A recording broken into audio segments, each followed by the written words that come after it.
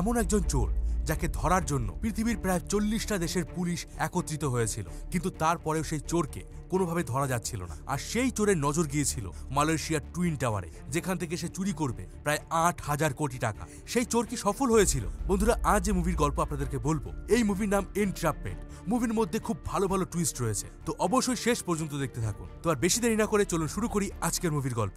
Cinema শুরুতে আমরা new York সিটির একটা রাতের সিন দেখতে পাই। একটা চোর একটা বিল্ডিং এর উপর দাঁড়িয়ে চুরির প্ল্যানিং করছিল। সে বেশ কিছু ইকুইপমেন্ট ওই ছাদে ফিট করে, আর সেটার থেকে একটা রোপ নিজের গায়ে সেট করে নিয়ে সেই বিল্ডিং থেকে ঝাঁপ দেয়।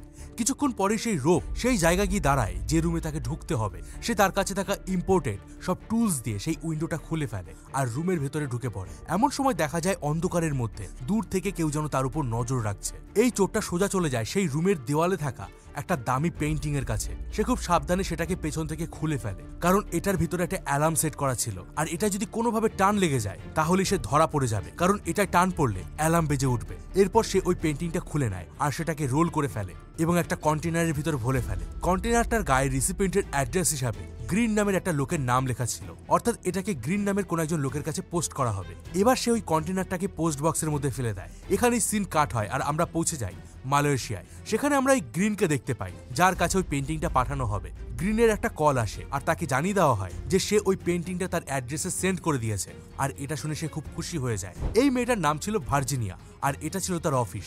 ভার্জিনিয়া তার অফিসে একজন ইন্স্যুরেন্স ইন্সপেক্টর হিসেবে কাজ করত, অর্থাৎ এটা একটা ইন্স্যুরেন্স কোম্পানি। যে পেইন্টিংটা চুরি হয়ে গেছিল সেটার ইন্স্যুরেন্স এই কোম্পানি থেকেই করানো হয়েছিল।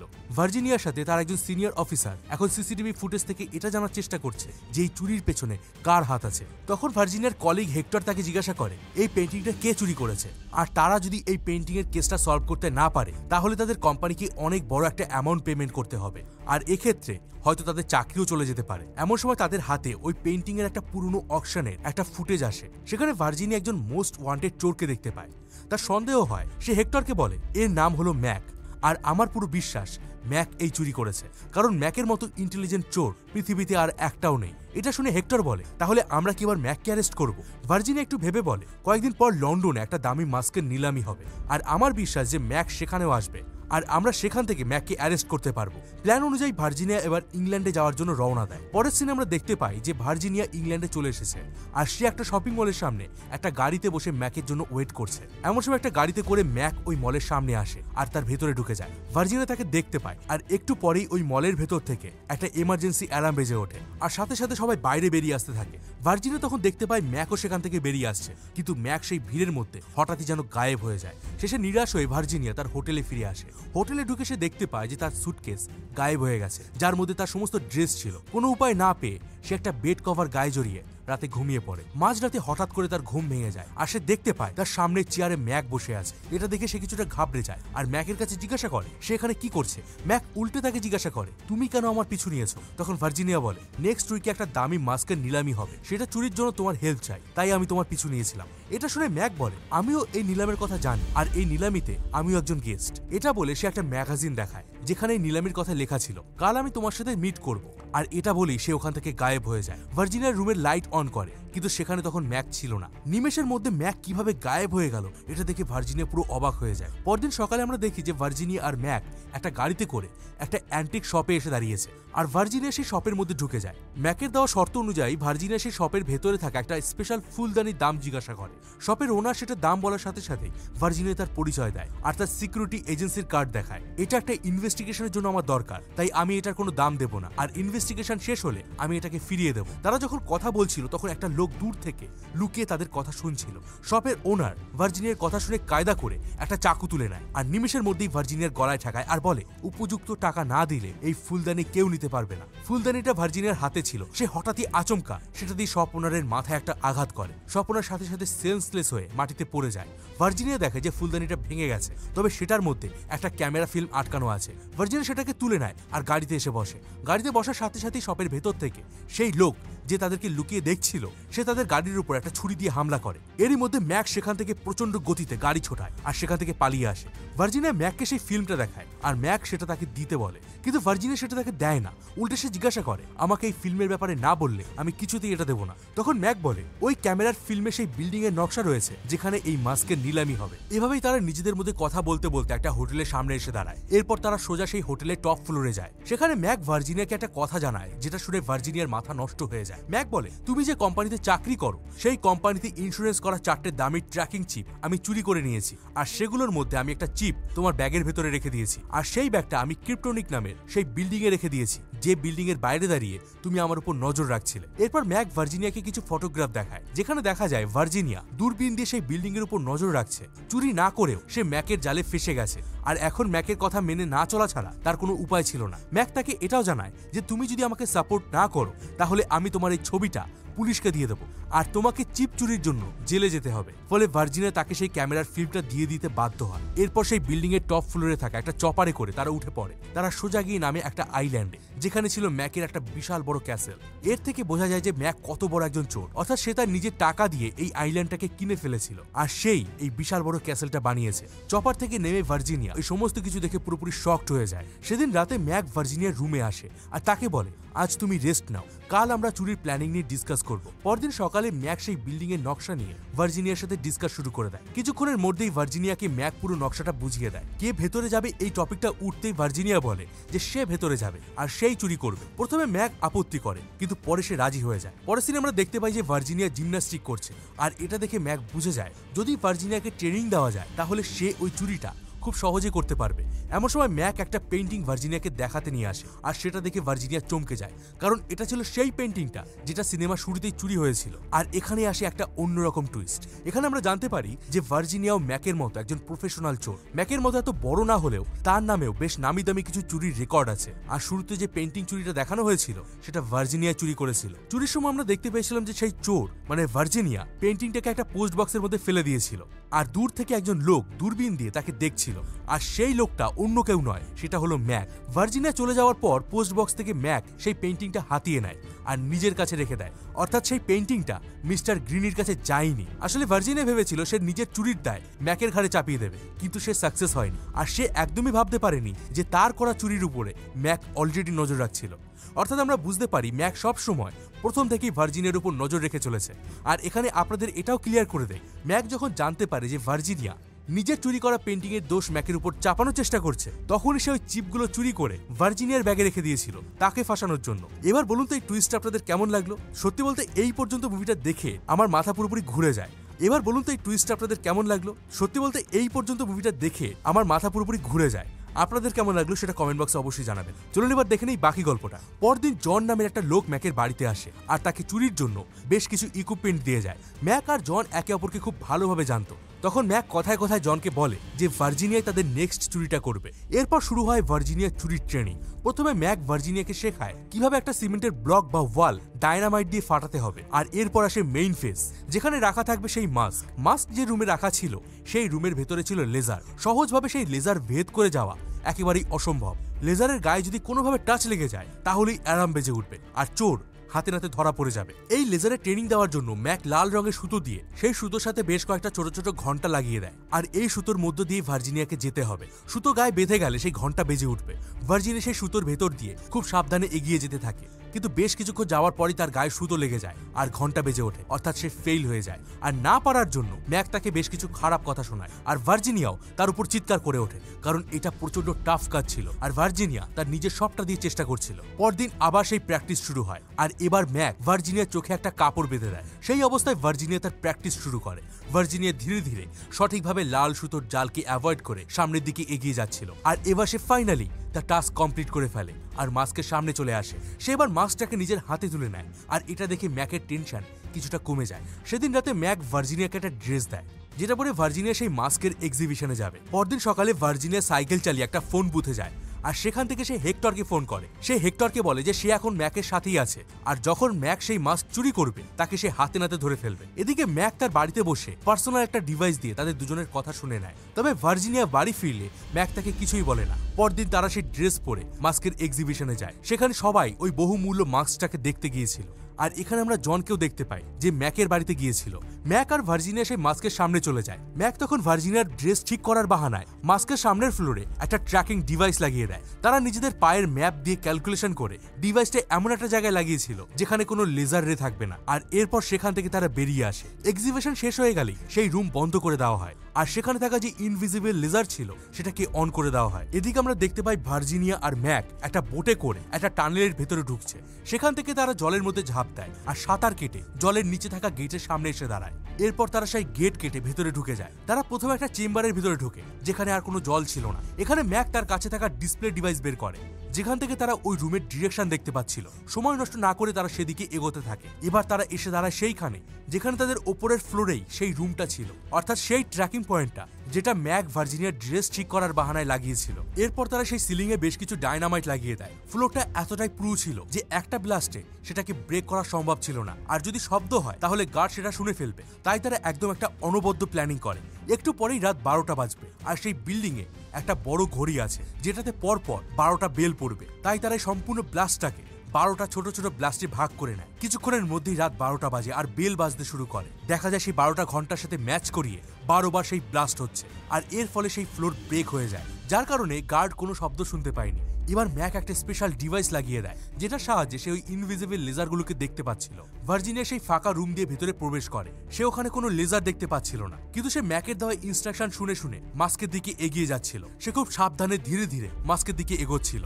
অন্যদিকে দেখা যায় 12টা বাজার কারণে গার্ডদের কয়েক মিনিটের জন্য ব্রেক দেওয়া হয়েছিল, ফলে সেই রুমের বাইরে থাকা গার্ড ব্রেকে চলে যায়। ধীরে ধীরে ভার্জিনিয়া ফাইনালি সেই মাস্কের সামনে চলে আসে। এরপর সে তার কাছে থাকা একটা সিক্রেট কোড প্রেস করে আর সে মাস্কের ওই কভারটাকে খুলে ফেলে। এবার সে ওই মাস্কটাকে নিজের ড্রেসের একটা চোরা পকেটের মধ্যে ঢুকিয়ে নেয় আর সে ওই মাস্কের জায়গায় একটা চুইংগাম লাগিয়ে দেয় যাতে কোনো রকম সাইরেন না বাজে। এরপর ভার্জিনিয়া আবার ম্যাকের ইনস্ট্রাকশন কাজে লাগিয়ে সেই রুম থেকে বেরিয়ে আসে। এরই মধ্যে গার্ড আবার তার জায়গায় ফিরে আসে। তার প্রথমে কিছুটা সন্দেহ হয়, সে রুমের ভেতরে তাকায় আর সে দেখতে পায় মাস্কের জায়গায় একটা বাদরের মাস্ক রাখা আছে, অর্থাৎ সেই বহুমূল্য মাস্ক কেউ চুরি করে নিয়েছে। সঙ্গে সঙ্গে সেই ইমার্জেন্সি অ্যালার্ম বাজিয়ে দেয় আর সব সিকিউরিটি গার্ডরা তাদের খুঁজতে বেরিয়ে পড়ে। তবে গার্ডরা তাদের ধরার আগেই তারা সেখান থেকে পালিয়ে তাদের বোটের কাছে চলে আসে।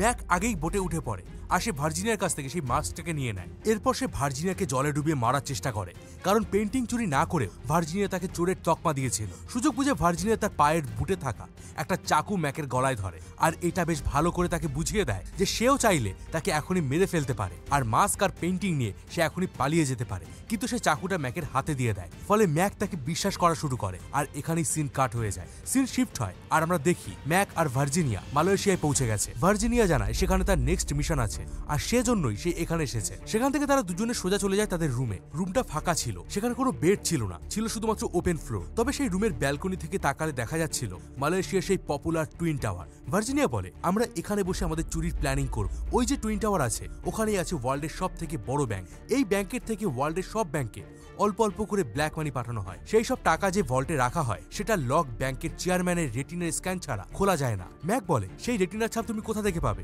তখন ভার্জিনিয়া বলে, আমি এই শহরের সব থেকে বড় ডন গ্রিনির সাথে হাত মিলিয়েছি। গ্রিনির লোকেরা ব্যাংকের সিকিউরিটি গার্ডের সাথে হাত মিলিয়ে একদিন তার চোখে একটা স্প্রে করে দেয়। চেয়ারম্যান তখন তার আই চেক আপ করাতে একটা আই হসপিটালে যায়, যার ফলে ওই আই চেক আপের সময় সেখানে থাকা ডাক্তার তার চোখ থেকে একটা রেটিনার ছাপ নিয়ে নেয় আর সেটা এখন আমার কাছে আছে। এরপর ভার্জিনিয়া তাকে একটা সিডি ক্যাসেট দেখায় আর তাকে বলে, আমি সিকিউরিটি কোম্পানিতে কাজ করে সেই সমস্ত টেকনোলজি ইউজ করে এই প্রোগ্রামটাকে তৈরি করেছি। এটার সাহায্যে আমি একটা সিঙ্গেল ইনস্ট্রাকশন দিয়ে পৃথিবীর সমস্ত ব্যাংক থেকে কিছু কিছু করে ডলার আমার নিজের অ্যাকাউন্টে ট্রান্সফার করে নিতে পারি। আমার টার্গেট হলো $1 বিলিয়ন, মানে প্রায় 9,000 কোটি টাকা। এইসব শুনে ম্যাক প্রথমে তার সাথে কাজ করতে রাজি হয় না, কিন্তু যখন ভার্জিনিয়া তাকে 50% শেয়ার দিতে রাজি হয় তখন ম্যাক রাজি হয়ে যায়। পরদিন ম্যাক বেরিয়ে যায় আর ওই বিল্ডিং এর ফটোগ্রাফি এবং ভিডিওগ্রাফি করে নিয়ে আসে। ফিরে এসে সে তার প্ল্যানিং শুরু করে যে কিভাবে তার ওই বিল্ডিং এর ভেতরে ঢুকবে। এদিকে ভার্জিনিয়া মিস্টার গ্রিনির কাছে যায় আর তাকে সেই পেন্টিং আর সুটকেসটা দেয় যেটার ভেতরেই মাস্কটা ছিল।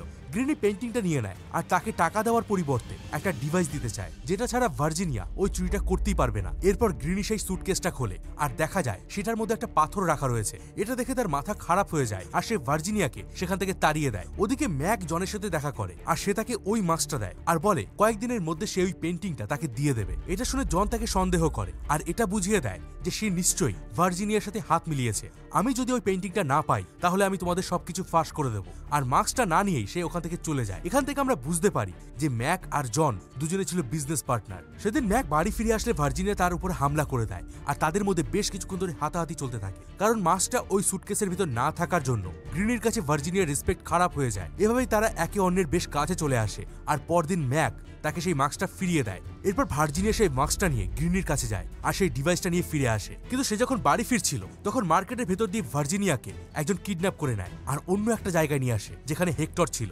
আসলে লাস্ট টাইম হেক্টরের সাথে যখন ভার্জিনিয়ার কথা হয়েছিল তখন থেকে হেক্টর তার উপর নজর রাখছিল। এখানে সে ভার্জিনিয়াকে ম্যাকের সাথে ঘনিষ্ঠ হওয়ার কিছু মুহূর্ত ছবি দেখায়। সে বলে, আমি বুঝে গেছি যে তুমি ম্যাকের সাথে হাত মিলিয়েছো আর আমাদের ইন্স্যুরেন্স কোম্পানিকে ধোকা দেওয়ার তুমি প্ল্যানিং করেছো। তখন ভার্জিনিয়া বলে যে সে আর কয়েকদিনের মধ্যেই ম্যাককে হাতে নাতে গ্রেপ্তার করবে আর এই সমস্ত ছবির ইনসিডেন্ট শুধুমাত্র তার একটা প্ল্যান। এরপর হেক্টর তাকে ছেড়ে দেয় আর আমরা দেখতে পাই সেখানে জন এসে হাজির হয়েছে। এখানে জন আর হেক্টরের মধ্যে যে সমস্ত কথাবার্তা হয় সেখান থেকে এটা বোঝা যায় যে জনকে হেক্টর টাকা দিয়েছে ভার্জিনিয়ার ব্যাপারে ইনফরমেশন কালেক্ট করার জন্য, যাতে হেক্টর ভার্জিনিয়াকে গ্রেপ্তার করতে পারে।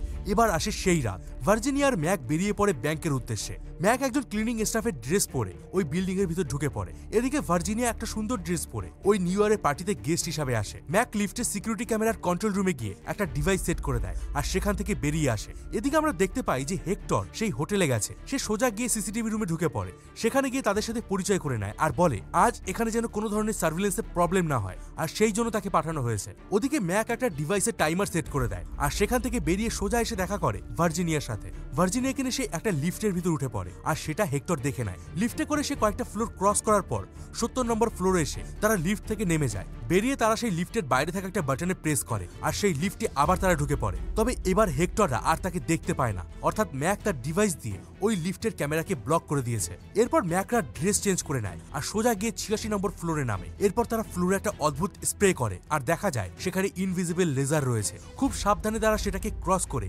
এগিয়ে যায়। সেখান থেকে তারা সোজা চলে যায় সেই ভল্টের রুমের বাইরে। এবার তারা সেখানে একটা ডিভাইস দিয়ে ওই রুমের পাসওয়ার্ডটাকে ডিটেক্ট করে নেয় আর সেটাকে প্রেস করতেই ওই রুমের ডোর খুলে যায়। তারা ভল্টের ভেতরে ঢুকে পড়ে আর এরপরই তারা চলে যায় মেইন কম্পিউটারের কাছে। সেখানে ভার্জিনিয়া তার কাছে থাকা ব্যাংকের চেয়ারম্যানের রেটিনার ছাপ দেয় আর সেই মেইন কম্পিউটারটাকে আনলক করে দেয়। এবার তারা কিছু ওয়্যার দিয়ে সার্ভার সিস্টেমকে মেইন কম্পিউটারের সাথে কানেক্ট করে দেয় যাতে মানি ট্রান্সফারের পর টাকা তার অ্যাকাউন্টে এসে ঢোকে।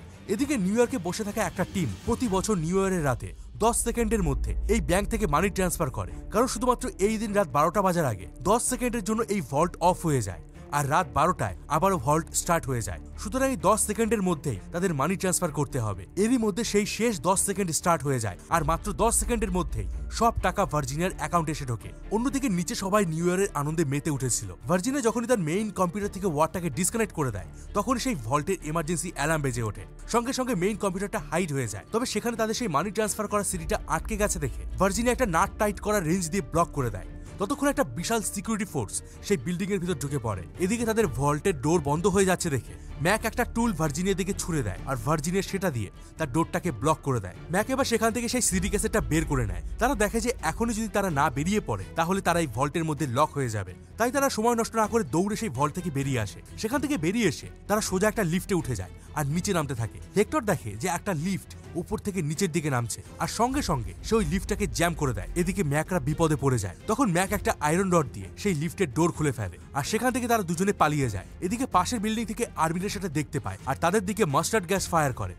সারা ফ্লোরে গ্যাস ছড়িয়ে গিয়েছিল, তারা কেউ নিঃশ্বাস নিতে পারছিল না। আর এরই মধ্যে ফ্লোরে আর্মিরাও চলে আসে। ম্যাক সেখানে থাকা গ্লাসের উইন্ডো ভেঙে ফেলে আর সেই রুম থেকে বেরিয়ে যায়। এরপর তারা সোজা গিয়ে ঢোকে একটা ইমার্জেন্সি এক্সিট রুমে। সেখান থেকে তাদের পালানোর একটাই রাস্তা ছিল, সেটা হলো দুই বিল্ডিং এর মাঝখানে থাকা একটা রোপ ধরে তারা হেঁটে হেঁটে খুবই সাবধানে পাশের বিল্ডিং এ যাচ্ছিল। যদি একটু ভুল হয় তাহলেই তারা নিচে পড়ে যাবে। এরপরে তারা সাহস করে কিছু দূর এগিয়ে যায় আর ঠিক তখনই যে রোপটার উপর দিয়ে তারা হাঁটছিল সেটা খুলে যায়। তারা নিচে ঝুলে পড়ে আর এখন তারা শুধুমাত্র হাতে ঝুলে ঝুলে সেই রোপটাকে ক্রস করছিল। তবে কিছুটা দূর যেতেই হাতে ধরে থাকা রোপটাও খুলে যায় আর রোপ ধরে তারা নিচে ঝুলে পড়ে। ভার্জিনিয়ার নিচের দিকে ছিল আর ম্যাক ছিল উপরের দিকে। অনেক কষ্ট করে তারা সেই রোপ বেয়ে দুই বিল্ডিং এর কানেক্টেড প্যাসেজে চলে আসে আর এই জায়গাটায় সমস্ত সিকিউরিটি গার্ডরা পাহারা দিচ্ছিল। তাদের চোখে ধুলো দিয়ে ম্যাকরা টপ প্যাসেজে চলে আসে আর এমন সময় একটা ফ্লাইং সিকিউরিটি হেলিকপ্টার তাদেরকে দেখে ফেলে। তারা স্যারেন্ডারের জন্য হাত তুলে দেয় আর ঠিক সেই মুহূর্তেই ভার্জিনিয়ার একটা ইনস্ট্রাকশনে তারা প্যাসেজের অন্যদিকে ছুটে যায়। সেখান থেকে তারা একটা এমার্জেন্সি এক্সিট ভেন্টিলেশনের ডাক্টের সামনে এসে সেটাকে ওপেন করে দেয়। এরই মধ্যে সেখানে আর্মির লোকজন চলে আসে, তবে তারা সেখানে ঢোকার আগে সেই ডোরটা ক্লোজ হয়ে যায়। ম্যাক ভার্জিনিয়াকে একটা প্যারাসুট দিয়ে সেখান থেকে নামিয়ে দেয় আর ম্যাক সেখানেই থেকে যায়। একটু পরে দেখা যায় ভার্জিনিয়া একটা আন্ডারগ্রাউন্ড ডাক থেকে উপরে উঠে আসে। নিচে সবাই নিউ ইয়ার এনজয় করছিল আর ভার্জিনিয়ার মন খারাপ ছিল, কারণ ম্যাককে পুলিশ অ্যারেস্ট করে নিয়েছে। এরপরেই সিন শিফট হয়ে যায় আর আমরা দেখতে পাই ভার্জিনিয়া একটা রেল স্টেশনে বসে আছে। সে ভাবছে এতক্ষণে হয়তো পুলিশ ম্যাককেও মেরে ফেলেছে।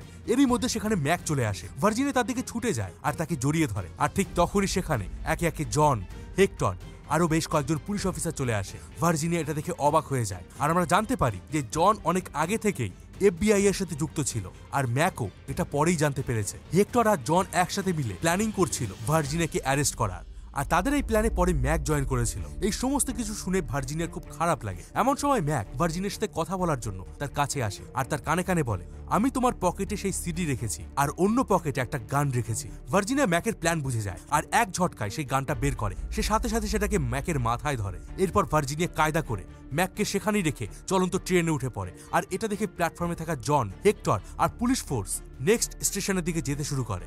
মুহূর্তের মধ্যে সেই ট্রেনটা পাস হয়ে যায় আর তখনই দেখা যায় ভার্জিনিয়া প্ল্যাটফর্মে অন্যদিকে দাঁড়িয়ে আছে, অর্থাৎ সে জনদেরকে ধোকা দিয়েছে। সে ট্রেনের অপোজিট দিক থেকে নেমে গিয়েছিল। ভার্জিনিয়া এবার ম্যাকের নাম ধরে চিৎকার করতে থাকে আর ম্যাক কিছুক্ষণ পরে সেখানে হাজির হয় আর তাদের দুজনকেই খুব খুশি দেখাচ্ছিল। তারা একে অন্যকে জড়িয়ে ধরে। ভার্জিনিয়া বলে, আমার কাছে আরো একটা চুরির প্ল্যানিং আছে। আর তারা নেক্সট ট্রেনে করেই সেখান থেকে চলে যায়। আর এভাবেই এখানে মুভিটা শেষ হয়ে যায়। বন্ধুরা, এই পুরো মুভিটা জুড়ে অজস্র টুইস্ট ছিল। কেমন লাগলো এই চুরির মুভিটা কমেন্ট করে অবশ্যই জানাবেন। আর সিনেমাবাজিতে নতুন হলে অবশ্যই লাইক করে দিন, সাবস্ক্রাইব করে দিন আর এই ভিডিওগুলোকে বেশি বেশি করে শেয়ার করে দিন।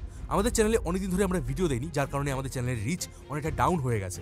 এবার থেকে আমি কথা দিচ্ছি যে রেগুলার ভিডিও আসবে, সো অবশ্যই তোমরা ভিডিওটাকে শেয়ার করে দিও। তো দেখা হবে পরের ভিডিওতে। ততদিন ভালো থাকবে, সুস্থ থাকবে। আর আমি ছিলাম মিঠুন তোমাদের সাথে।